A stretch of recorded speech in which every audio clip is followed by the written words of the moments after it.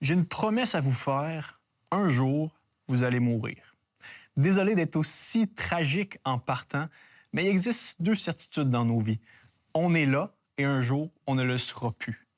Mais ça nous gosse royalement. Et c'est une des raisons pourquoi on tend à s'évincer, s'échapper de la mort, se divertir de la mort. En société, on n'aime pas trop ça, parler de la mort. C'est pas un thème qu'on va parler dans une discussion légère. Et même se rendre dans un enterrement ou un salon, c'est pas quelque chose qu'on aime. Au contraire, la mort est comme cet intrus-là qu'on veut repousser de nos vies. On a comme l'éternité dans le cœur. On se met de la crème pour vivre éternellement. On aimerait ça jouir de nos relations éternellement. On aimerait ça que la vie ne s'arrête jamais comme un long fleuve tranquille. Mais problème, la mort est là. Et la mort est souffrante.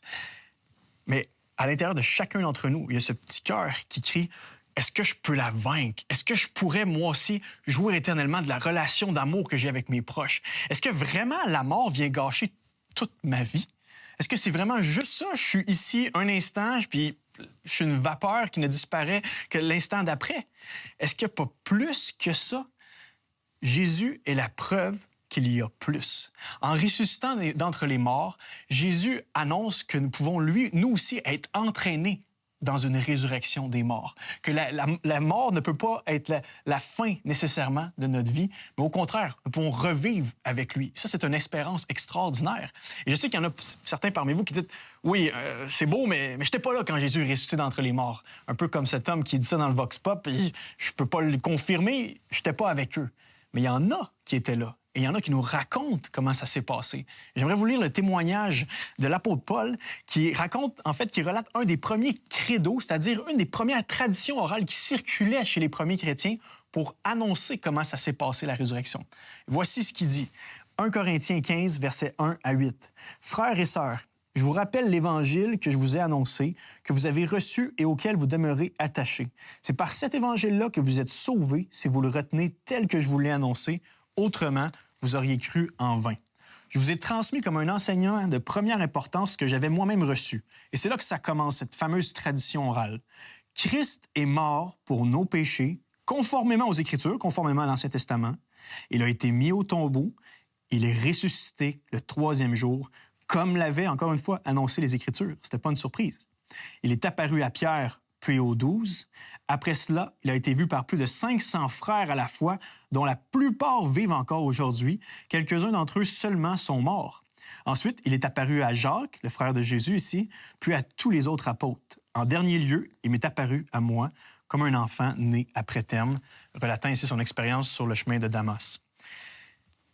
La résurrection a été un événement public. Et c'est une des plus grandes forces pour dire que la résurrection, ça ne s'est pas fait dans le privé avec quelques personnes. Au contraire, lorsque l'apôtre Paul parle de la résurrection, il dit, il y en a plein de personnes qui l'ont vu. Allez les voir. C'est comme s'il invitait même à aller poser des questions à ces gens-là qui sont encore en vie.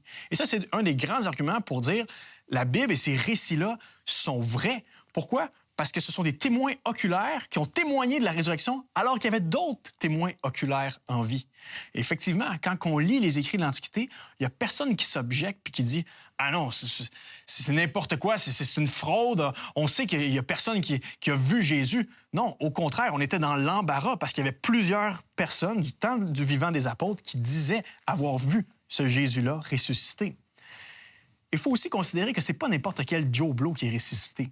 C'est un gars qui a dit avoir eu Dieu comme père tout le long de sa vie, qui a fait des miracles extraordinaires, qui démontraient qu'il était plus que juste un homme, qui a dit qu'il venait pour pardonner les péchés de l'humanité. Et il est amené sur cette croix parce qu'il dit avoir blasphémé. Il est prétendu que Jésus a blasphémé et on le crucifie sur cette croix-là romaine. Jésus ressuscite parce que Dieu approuve les paroles de Jésus. C'est le même homme qu'on a condamné à mort parce qu'on dit, il a dit des choses qui font pas de sens. Dieu le ressuscite. C'était la preuve éclatante qu'il était vraiment ce qu'il a prétendu être, le Fils de Dieu. Les disciples n'avaient pas dans le coin de leur tête l'idée même que Jésus allait ressusciter. C'était pas une idée qui circulait dans le judaïsme. Au contraire, on croyait qu'il y avait juste une résurrection des morts à la fin de l'histoire. Mais là, que Jésus ressuscite comme ça au beau milieu de l'histoire, c'était vraiment une surprise pour les gars. Et c'est une des preuves qui nous mène à croire que c'est vraiment vrai. C'était pas dans leur croyable disponible. Les gars, quand Jésus est mort, ils ont foutu le camp. Ils sont partis. Ils ont eu la trouille que ça allait leur arriver à eux autres aussi après. Habituellement, on a tendance à psychologiser ou halluciner des événements dont on pense qu'ils pourraient arriver. Mais comment ces gars-là, qui n'avaient aucune notion d'une résurrection dans le temps, ont pu frauder, mimer, tricher et faire une simili-résurrection ou un discours de résurrection alors qu'ils n'avaient même pas cette idée-là en tête? Et comment expliquer plus encore le renversement et l'explosion du christianisme? D'une petite secte juive appelée les Nazaréens est née l'Église de Jésus, qui aujourd'hui est énorme. Il y a eu une explosion du christianisme.